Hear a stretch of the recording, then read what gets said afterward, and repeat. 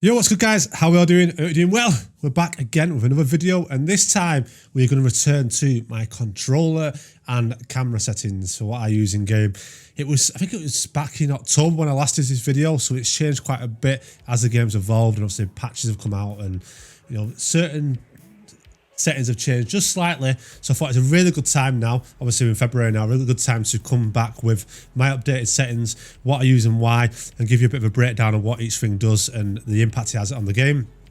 But as always, before we get into it, don't forget to like, comment, subscribe. We've smashed that 1,000 sub goal, so thank you for that. I appreciate it. But let's keep it growing. If you're enjoying the channel, subscribe, hit that bell notification button, hit the like button, and drop a comment down below. Let us know what you're enjoying, what you want to see, and I reply to every comment as well. So any questions, drop them in there. I will get back to you.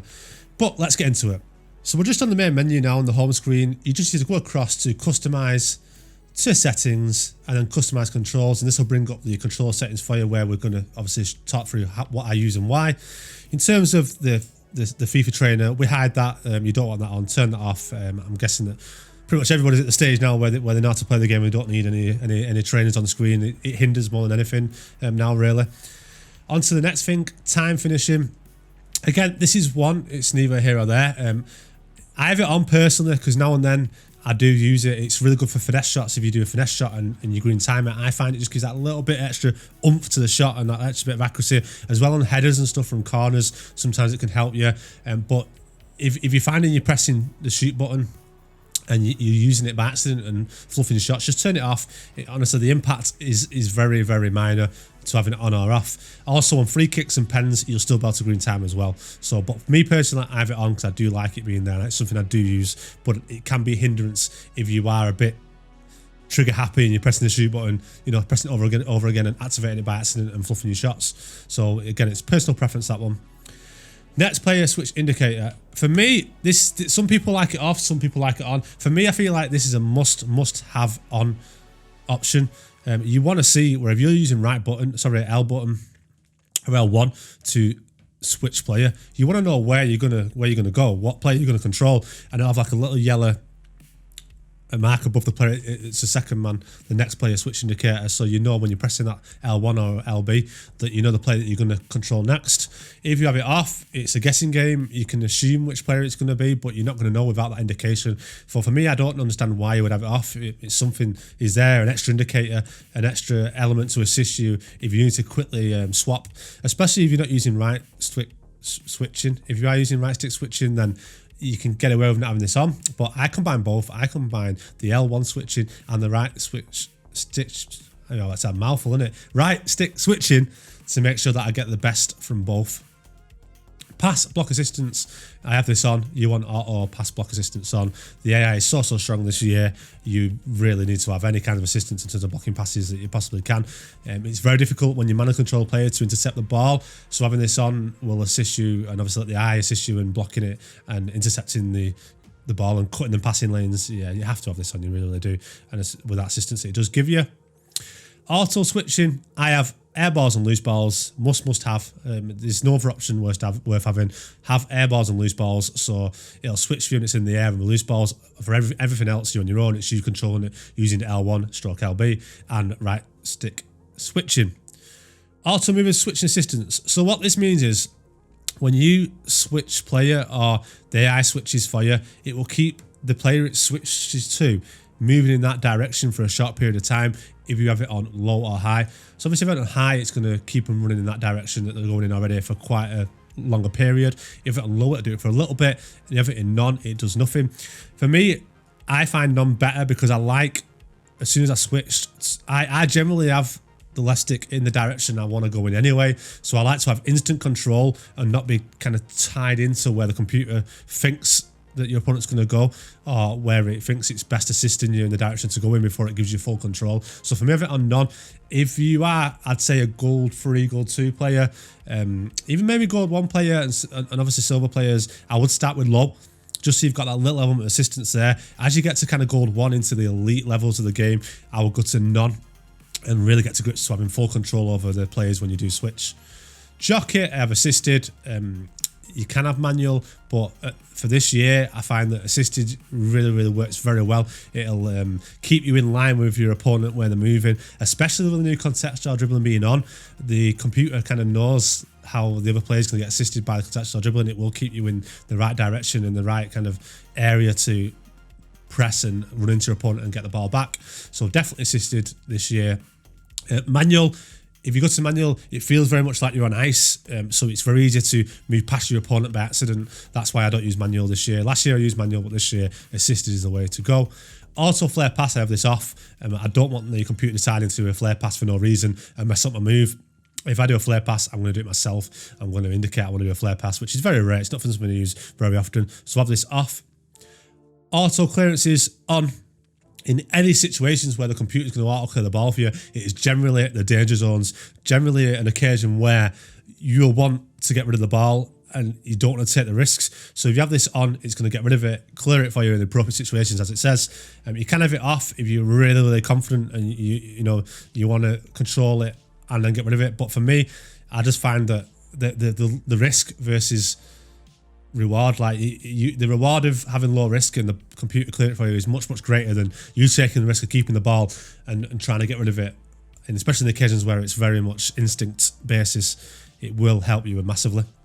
Auto shots on, again, you have to have this on. Really, the game only ever uses this when it's a guaranteed goal. So why wouldn't you have it on? It's going to auto shoot for you on the odd occasion where it's a guaranteed goal. So have this turned on and it will do it in any situation where you cross it in or the ball goes to a player really fast or from a corner, for example. And then other times where the ball goes in and it's not you doing it, this is auto shots. So have that on. Player lock. I have this on. I don't really use it very often. It's where you use the left thumbstick and the right thumbstick to change player where the AI controls the player you had, and you can make a movement and then instruct to pass it with the AI player to the player you're controlling. I have this on. I don't use it often, but if I do want to use it, it is there. This is the biggie. This is what I did a review about a week or so. It's the big talking point at the moment. To contextual agile dribble or not to contextual agile dribble? That is the question. For me, at the moment, I've got it on. Pre the patch that's just come out, it was incredibly overpowered.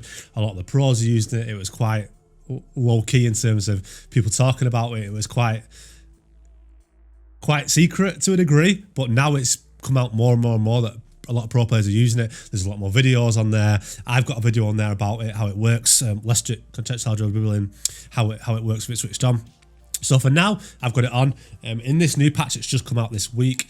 I'm in two minds at the moment. I'm going to try both on and off, and I'll let you know which is best. But at the moment, you kind of do want that assistance. The contextual dribbling, assisting you, doing it for you is very strong and still feels very strong. But I will test with this patch both on and off and update you as well. Also on this, I've got a video on both. I've got a video all about contextual dribbling off and a video all about contextual dribbling on. So I'll link them down below. So if you are unsure, you want to know the ins and outs of both, I've got a video on both so you can make the mind up for yourself. You know, both have the pros and the cons, so you can go ahead and watch some videos and decide yourself as well. Currently, I've got it on. Assisted headers off. You want to be manual heading. So when you header it, make sure you are directing the header with the left thumbstick and the direction you want it to go. It's all manual this year, and it will help you score more headers. If you have it on, I find that headers are really poor, really weak. The direction it goes in is very random. So you want to be manually controlling your headers. You want it off. You want to make sure the direction you're pouring it in is the direction the header's going to go. Right stick switching, I use player relative. You can use bar relative, but for me, player relative is the most common one used and the easiest one to kind of understand and keep track of.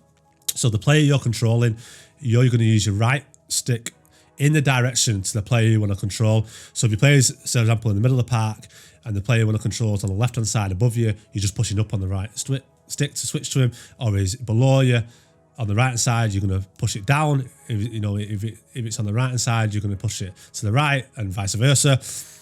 Ball relative means that you're going to use your right stick in the direction depending where the ball is, but because the ball moves so fast at times, to keep up with that is really difficult. So I find that player relative is the easiest and is the most common used across FIFA and the pro scene as well. So here now, these have all changed for me from last time I did the video, I have everything assisted. So I have ground pass assistance, through ball assistance assisted, shot assistance assisted, cross assistance assisted, lob pass assistance assisted, save assistance assisted. All these things, you want them on. As you all well know, this year, this game is very, very assisted in AI defending, AI blocks, AI pressing. Any kind of assistance you can get from the AI this year, you have to take advantage of, because it is so strong. So these are no different, you know, apart from heading, which is a bit of the abnormality there. It's the only one that you kind of don't want the assistance. On the ground pass, the through ball, the shot assistance, cross assistance, lob and save assistance, you want assisted. You want it to assist you. Especially with the through ball. Through balls are really, really overpowered. They're absolutely crazy. The fact that you can just hold down triangle or Y, do a through ball from your own half, pass your opponent's back line in behind to your strikers, hostile wing players with this unassisted is just ludicrous. It's ridiculous, but you have to take advantage of it. It is there. You've got to take advantage of it. It is going to get you goals. So you need it on. You need it there. You need it to assist you while it is still in the game. And I think it's going to be there till the very end as well. So make sure you've got that turned on as well. On to analog sprint. So the options are on and off. If you have it on, the further you hold the sprint trigger and the direction you're going in, the slower or faster it's going to go, depending on the pressure you put on the sprint button. And obviously the direction you're going in. If you have it off, as soon as you hold sprint and the direction you're going in, you're going to go full acceleration, full speed, as fast as possible. That's what you want. If you generally in this game, I very much advise not to use the sprint button, the trigger, unless obviously you're getting in behind, you want a one-on-one with a player and they're trying to catch up with you, or you're running into space. So when you are using it, you want it to be full speed straight away. On the occasions you do use it, you don't want it to be gradually getting up to the fastest speeds. You want to be full speed, get away from your player, run down the wing or run into space. So I have this off. Again, like I said, in most areas of the pitch, I don't recommend holding on the sprint button because it will impact your passing accuracy, your shot accuracy, and the way you can dribble. So when you do use it, the occasion you want to use it, you want it off, you want to run straight away. Defending is tactical. You know, we've got Legacy, which is a very old style of defending. Old FIFAs, it's still here just for kind of like people that are kind of used to that, which in Ultimate Team, it's something that you just cannot use. You have to use tactical defending. Tactical defending, I'm not going to go into why, you just have to use tactical. Legacy, you cannot use it in Ultimate Team. You will get absolutely destroyed. Pass receiver lock, which is the last one. I have this on late. So what this means is when you hold down the pass button, you have till the very last moment you let go of the pass button or the through ball button, for example, or the lobbed pass button to decide the direction it's going. If you have it on early, it means as soon as you hold the direction you want to make the pass in, it's locked in. It's going to make the pass in that direction. So if your opponent sees you making a pass in one direction and then they cut the passing lane, you're stuck. You cannot change. You're locked into that. As soon as you press the pass button and the direction you're going, you're locked in and it's going to go in that direction. But if you have it on late, that means that you can cancel it. You see your opponent passing that blocking channel, you know, going in that lane, cutting the passing lane. You can then go, hang on a minute, I'm going to change direction quickly and pass in the other direction or to the other side or to someone next to you. And it allows you to have full control of it and react to what your opponent's doing. So you must have this on late. It gives you much greater control over your passing and the ability to change your mind before you let go of the pass button. That is my controller settings, everything, the reasons why I use them. Like I said, if you've got any questions about any one of these, you want to go into any further detail, or there's anything I've not covered that you're curious about, or you may wonder about each setting, drop a comment down below and I will get back to you as well. Let's get into my camera settings. Okay, so to get to the camera settings, you go from customized controls to game settings, and then right trigger to camera settings. I use telebroadcast in online. I have toyed with co-op camera, which is really good as well, but I prefer just having telebroadcast really zoomed out, as you'll see in a minute, and gives me that nice balance between seeing a lot on the pitch, as well as being close enough to the action to execute close dribbling, skill moves, and timing your tackles really well, because I'm quite a manual presser. I like to defend manually and press the tackle button and really get stuck in and time what I do. So having telebroadcast allows me to do that. We'll go down to the settings. I have camera height 20 and camera zoom 0. That means obviously you're as high above the pitch as you possibly can and as zoomed out as far as you can, so you can see as much of the pitch as possible. Works really, really well. I do like this. You can play with the height a little bit, adjust it slightly if you want to. But for me, I like being slightly more above, and I like the zoom being full zoomed out so you can see as much of the picture as possible. Works really well, and is my most favourite camera and camera settings I've used this year. There we go. That's my controller and camera settings. I hope you enjoyed that. Like I said, if there's anything that you're unsure on, anything you want me to go into further, drop a comment down below and I will get back to you. Appreciate all support as always. Don't forget to like, comment, subscribe as well. Your support is incredible. Honestly, really cannot put into words how much we're appreciating the love and the support this channel is getting right now. There's my squad as well for this weekend. Just quickly to let you know, I've gone 6-0. It's so sweaty this weekend. I'm not sure why, whether a lot of casuals or a lot of players are playing icon swaps and it's just people sweating out weekend league like me and other people. I'm not sure, but it's been tough, but we're 6-0. Team's really good. I'm enjoying it. Keep it short and sweet, guys. Have a great weekend. Good luck on champs. I hope you get something good in the swaps if you go for the packs or the icon player packs as well. Take care, and I'll see you on the next video.